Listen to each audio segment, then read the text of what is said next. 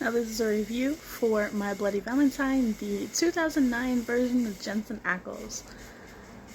The information says it's been 10 years since a string of murders plagued the small town, but when one of the survivors returns home, he discovers a familiar dread. I know that not a lot of people like this movie. Hold on. But I do. So let me explain.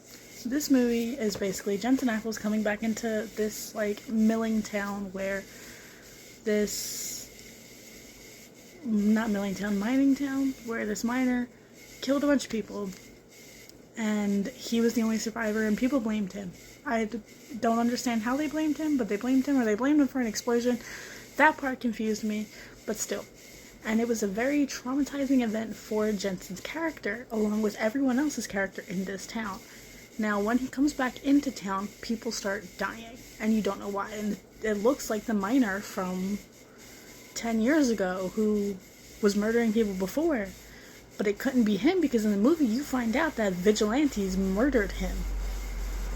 So it couldn't be him. So who is this mystery killer? And now everyone says that the ending was so predictable. When I first saw it, probably not when it first came out, a couple years later, I never would have guessed it was who it was. I never would have guessed that. But I guess watching it as I got older, I'm like, okay, I can see why people would have said it was predictable. But still, they don't lead you to that right away. It's a good watch.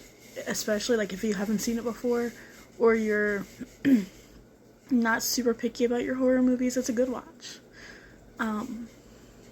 It made me cry a little bit. Just a little bit, made me cry. Not emotional crying, but Jensen Ackles type crying. Anyway, I love this movie.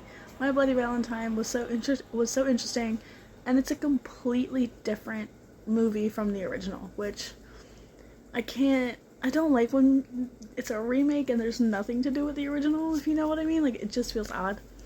But anyway, I think they just took the name.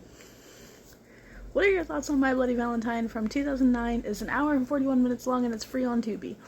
Please comment, like, or subscribe, and let me know what you think, and check out the link in my description for my Etsy. I currently have Ouija stickers posted, and I'm working on some crafts. Thanks.